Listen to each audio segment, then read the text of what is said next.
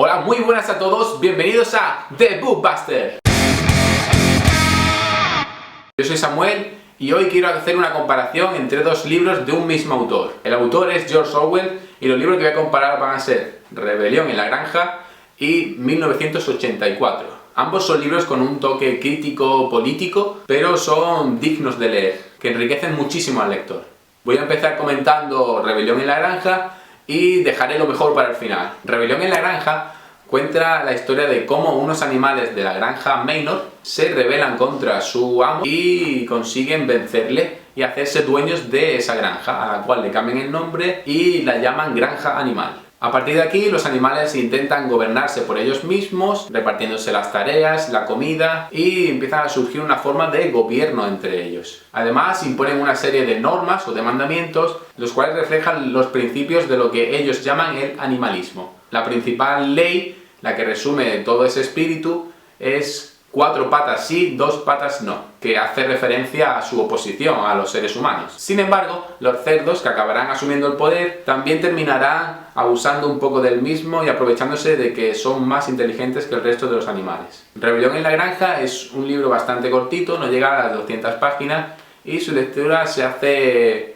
algo amena. Vale, aspectos positivos. ¿Por qué deberíais leer este libro? Por un lado, me ha gustado mucho la originalidad de que los animales sean los principales personajes de la historia. Segundo aspecto que me ha gustado es que hace pensar que la ignorancia del pueblo, en este caso de los animales, es la clave para que se terminen cometiendo abusos de poder. Tercer punto a favor es que toda esta forma de criticar a la sociedad está ejemplificada desde un punto de vista animal, de un modo satírico, que a mí me ha gustado. Aún así, aunque los animales están personificados, siguen manteniendo rasgos propios de su especie. Por ejemplo, el caballo se presenta como fuerte físicamente, los cerdos como más sabiondos y los perros como fieles a su dueño o amo, o en este caso fieles al régimen que establece. Aún así, no todo es bueno de este libro, y como crítica le hago solo 3.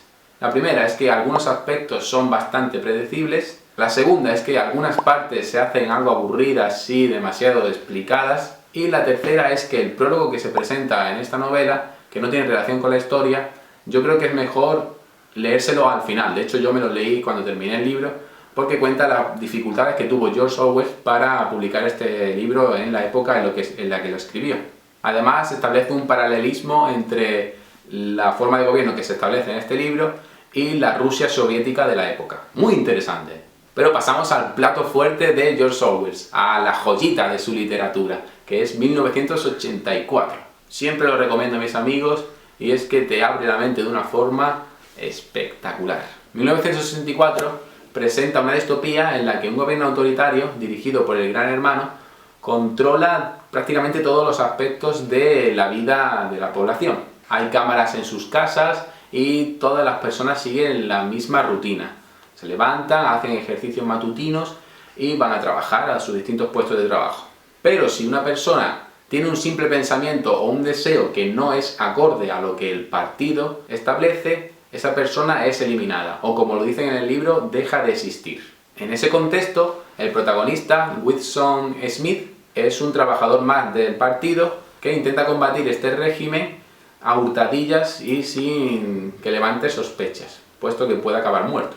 Puntos a favor de este libro. ¿Por qué me ha encantado este libro? El primer punto a favor es que construye una realidad muy bien detallada, con todos los cabos bien atados. El partido controla toda la vida de las personas y se describe muy bien cómo lo hace. Controla la prensa, la libertad de las personas, el lenguaje, está intentando cambiar el inglés por una nueva lengua y también llega a controlar hasta el tiempo. Se cuestiona si controla el pasado, el presente y el futuro. Hay una frase de un seguidor del partido. Esta frase dice que quien controla el presente, controla el pasado, y quien controla el pasado, controlará el futuro. El segundo punto a favor, no es una simple dictadura. La forma de construir el poder que hace el partido va mucho más allá de un mero régimen totalitario. De hecho, llega a compararse con la dictadura de Hitler y dice que esta es bastante inferior al régimen que establece el partido, ya que el control que sometía al régimen de Hitler estaba basado en la fuerza. Sin embargo, el control que realiza el partido se basa en introducirse en la mente de las personas, llegar a controlar el pensamiento. El tercer punto a favor es que la realidad que presenta es muy agobiante y desoladora. Se llega a pensar que el odio es el único motor del mundo y se presenta a la sociedad como borregos que hacen lo que el partido quiere, llegando incluso a crear hijos que atenten o traicionen a sus padres en pos del partido. Otro punto que me ha gustado es el trabajo del protagonista, Whitson. Él trabaja en el departamento de verdad y su labor consiste en manipular la historia modificando los escritos anteriores. Por ejemplo, si el gran hermano, es decir, el líder del partido, había dicho en un momento que iba a subir las raciones de comida, pero luego estas raciones en la realidad se habían reducido, el trabajo de Whitson consistía en alterar los titulares de los periódicos en los que hubiera salido, por ejemplo, que el gran hermano iba a subir la comida, y lo que hace es alterarlos diciendo que en realidad se iban a reducir. De este modo estaban controlando la historia, manipulando la historia y escribiendo lo que el partido quería. De este modo siempre tenían la razón. Además, si alguien se cuestionaba que ese hecho fuera cierto, esa persona dejaba de existir.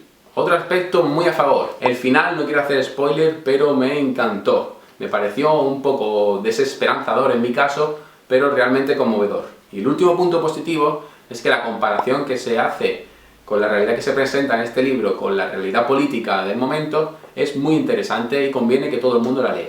Pero como siempre, no todo es bueno.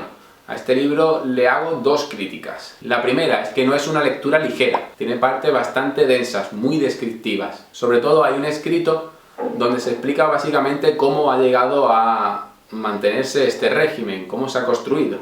Y eso es demasiado descriptivo, creo que podría ponerlo un poquito más ligero. Aún así está muy bien explicado. Y la segunda crítica es que el apéndice al final del libro, ya pasado el epílogo, habla sobre cómo crea George Orwell la nueva lengua. La nueva lengua es el lenguaje que el partido pretende instaurar en lugar del inglés. Y este apéndice me dejó un poco descolocado porque la historia ya había terminado y eran como directrices para cambiar un lenguaje. ¿Cómo se crea un idioma al fin y al cabo? No lo veía necesario. Y para terminar, a modo de conclusión, ¿qué nota le pongo a cada libro? Pues a Rebelión en la Granja le doy un 7. No le doy más porque algunas partes se me han hecho bastante aburridas. Y a 1984 sí que le doy un 9. No llega al 10 porque no es una lectura ligera. Hay ciertas partes que me aburrieron. Pero el libro es increíble.